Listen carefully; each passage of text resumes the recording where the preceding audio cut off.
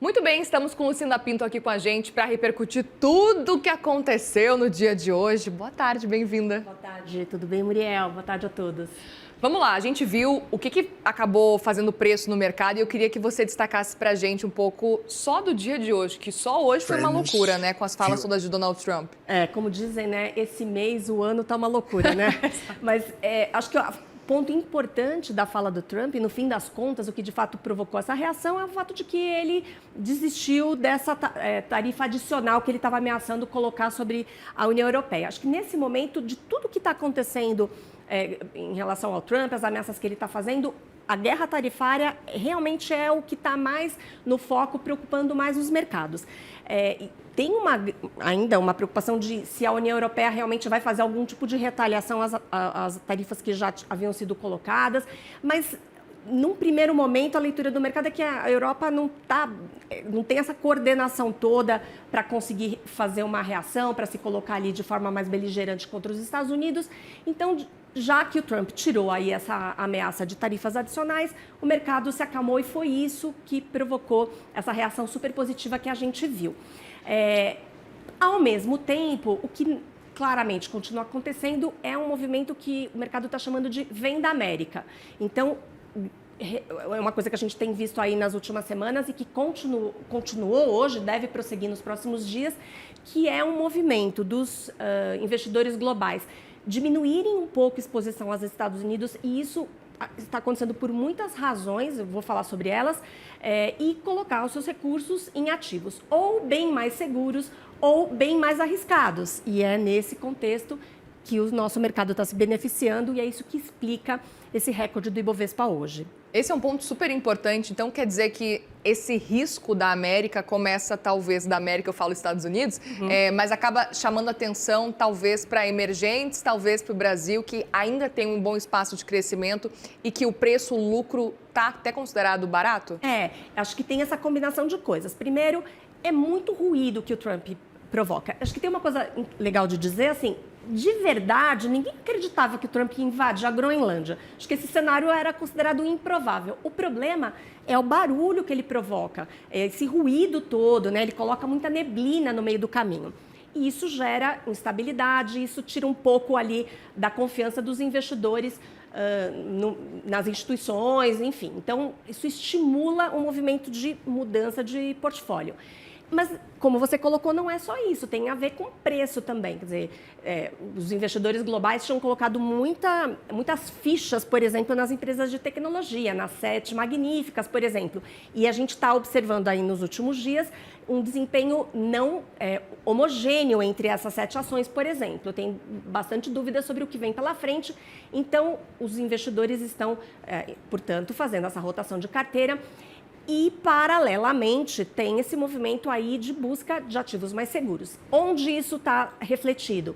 Principalmente no ouro, que hoje está sendo o ativo, o porto seguro dos investidores, mais do que treasuries, por exemplo. Esse é um movimento importante é um movimento estrutural que está afetando não só investidores como os bancos centrais do mundo, e isso vai continuar acontecendo, isso tende a mudar aí o xadrez dos mercados ao longo do tempo. E de uma forma também menor, ali em uma segunda derivada, seria o movimento que a gente vê em juros de longo prazo, por exemplo, do Japão, onde a gente também tem uma discussão fiscal, também tem ali dúvidas, mas a gente viu os juros de longo prazo do Japão também subirem bastante e a ponto de chegarem a ficar até um pouco competitivos em relação aos treasuries. O juro de longo prazo do Japão chegou ali a 4% ao ano. O treasury está pagando ali 4,8%. Então, também é uma outra coisa que impacta bastante no movimento do fluxo de recursos globais. Portanto, é um impacto, parece que tudo vai ajudando esse processo todo, mas as falas de Donald Trump acabam tendo um peso super importante e a gente percebe que são capazes de movimentar totalmente o mercado. Gera muita instabilidade, né? Agora, tem uma coisa importante de dizer, Muriel, que o mercado é super pragmático. Até teve uma pessoa com quem eu conversei hoje, ele até usou uma expressão, o mercado é cínico, quer dizer, ele não está preocupado se o Trump vai invadir ou não, a Groenlândia não é isso. O que o mercado quer enxergar é números. Como é que isso impacta o ganho? E então, os analistas estão muito atentos e tentando entender o que tem de ameaça inconsistente, ameaça vazia por parte do Trump, o que pode ser um risco real, e é diante de essa seleção aí, esse julgamento, né, das ameaças do Trump é que tem guiado os mercados. Então, acho que quando ele fala, por exemplo, que o mercado americano vai dobrar de valor em algum tempo, no curto prazo, acho que ninguém acredita que isso vai acontecer, embora os Estados Unidos estejam realmente mostrando um crescimento forte, isso é verdade, ninguém está acreditando que isso vai acontecer, então não é isso que movimenta o mercado, mas quando ele traz uma ameaça concreta de tarifa, que a gente viu que é algo que ele já cumpriu anteriormente, isso sim assusta mais. Lucinda, eu lembro da gente cobrir a posse de Donald Trump agora desse segundo mandato e muita gente do mercado com quem a gente conversou aqui no CNN Money falavam assim, a gente fica tranquilo com Trump no poder porque a gente sabe que ele se preocupa com o mercado, ele cuida do mercado. A percepção desse segundo mandato, pelo menos, parece que está mudando, levando em consideração o cenário de tarifas e agora tudo o que acontece com relação à Groenlândia. Acho que tem uma coisa de republicanos serem mais liberais, mais pró-mercado. De fato, isso acho que é um pouco o que se acredita, né? Acho que essa é uma tese. Eu acho que o Trump, ele arranha um pouco ali, ele é liberal, né? Reduz impostos, ele faz outras coisas boas para o mercado, não é de todo mal. Mas ele está fazendo coisas que realmente confundem, atrapalham, né? Agora, tem outro tema que a gente mencionou aqui há pouco, que também é a definição ali do novo presidente do Fed. Esse é um outro assunto, esse sim preocupa bastante, embora a gente tenha visto um movimento da parte do Congresso americano, inclusive de republicanos, de se posicionarem para proteger a instituição. O Fed é uma instituição super cara, as instituições, de modo geral, nos Estados Unidos são muito valorizadas, muito fortalecidas, e o Fed está certamente em cima ali nas prioridades. Então, o fato do Congresso estar se posicionando no sentido de não dar para o Trump uma carta para tomar a decisão que quiser em branco, um cheque em branco para o Trump fazer o que ele desejar, eu acho que isso está acalmando um pouco, acalmando mais o mercado. O risco que se corre ali, o que os analistas estão dizendo, é de o próximo presidente do Fed ter que ter uma atitude parecida com o que a gente viu o Gabriel Galípolo ter aqui. No fim das contas, ele tem que ser ainda mais firme na condução dos juros, ter que manter os juros mais altos por mais tempo, justamente para comprar a confiança do mercado. O Galípolo provavelmente está fazendo isso agora. Acho que a gente já falou sobre isso. Muito provavelmente, uma das razões que mantém a Selic em 15% ao ano por mais tempo é porque houve essa necessidade do Banco Central mostrar que está comprometido. E isso está sendo bem sucedido. Então, talvez lá algo parecido tenha que acontecer. Agora, o quanto que o mercado está conseguindo realmente ler esses ruídos gerados por Donald Trump? Porque fica essa dúvida, o quão bem eles conseguem ler esses ruídos de essa é uma ameaça, essa não é uma ameaça, portanto, é difícil fazer esse cálculo. É difícil e acho que isso explica a volatilidade, né? Assim, então, o que dá para dizer é que, no mínimo, na dúvida, o mercado corre para uma posição mais defensiva e depois tira as dúvidas, depois entende melhor. Agora, uma coisa é certa, tudo que tem a ver com tarifa, isso certamente vai ter muito mais efeito, muito mais impacto e certamente as reações serão mais evidentes quando vierem com ameaças ou perspectivas de mudança nesse sentido.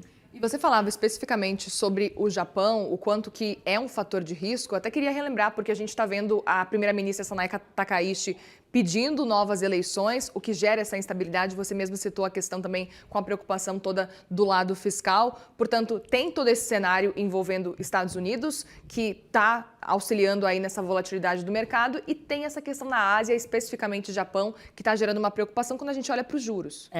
O Japão também está vivendo um momento de endividamento muito alto, a questão fiscal lá é uma preocupação, e o risco ali é de fato, nesse processo de eleição, você acabar trazendo um governo ainda mais gastador, digamos assim, né? Alguém que acabe agravando esse cenário de dívida elevada, de fiscal problemático. E é nesse cenário, com essa preocupação, que o juro de longo prazo do Japão vem subindo. Hoje até essa taxa caiu um pouco refletindo essa melhora de ambiente geral. Mas esse é um tema que está no foco e ele tem ficado um pouco em segundo plano, Muriel, um pouco por conta desse monte de informação, desse monte de ruído que a gente está assistindo. Mas é um assunto que vai ganhar, provavelmente, tamanho aí ao longo das próximas semanas e tem risco disso trazer um pouco mais de instabilidade. Lembrando que o problema fiscal não é um problema isolado do Japão, a gente sabe muito bem disso, então o risco é sempre assim, o mercado começar a valorizar um outro assunto e as reações começarem a vir por conta desse tema. E o fiscal é um candidato a ganhar atenção daqui para frente. Agora, Lucinda, a gente está nessa expectativa de entender que tipo de estrutura é essa que Donald Trump anunciou com relação ao acordo sobre a Groenlândia, que a gente nem sabe ainda que tipo de acordo é, que tipo de estrutura é essa. Mas a gente fica na expectativa de como que o mercado vai reagir quando a gente souber mais informações. Eu até queria entender, porque você disse pra gente que o mercado está mais preocupado com números realmente. A notícia que ele fez agora há pouco, que ele anunciou de que retira as tarifas que aconteceriam ali contra a União Europeia, é o ponto que faz preço. Mas essa movimentação sobre acordo, estrutura da Groenlândia, isso pode movimentar o mercado ainda no restante dessa semana? Eu acho que assim, tudo vai depender do que ele vier esclarecer daqui para frente. Acho que assim, hoje o que o Trump disse é que não vai colocar tarifas adicionais, para além daquilo que ele já tinha anunciado. E isso trouxe um alívio. Agora a gente precisa ver se ele vai manter essa palavra, se ele vai querer falar mais coisas, porque tem uma coisa importante, né, Muriel, que a gente vai ter a eleição meio de mandato, do mandato no Congresso, e ele não está. O Trump corre o risco de perder ali apoio, né? Os republicanos podem perder ali cadeiras. Então, esse risco também é uma ameaça.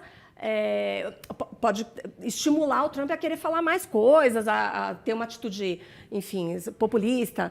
Então, a gente não sabe o que vem pela frente. O que dá para acreditar, ter certeza, é que é volatilidade. Vai ter muita instabilidade e, enquanto isso tudo acontece, a gente vai aproveitando um pouco o recorde da Bolsa e vendo as nossas blue chips ganharem compras, né, sendo compradas pelo investidor estrangeiro. É isso, deixa ela surfando aí nessa tempestade perfeita lá de fora. Lucinda Pinto, obrigada, viu? Obrigada, Muriel.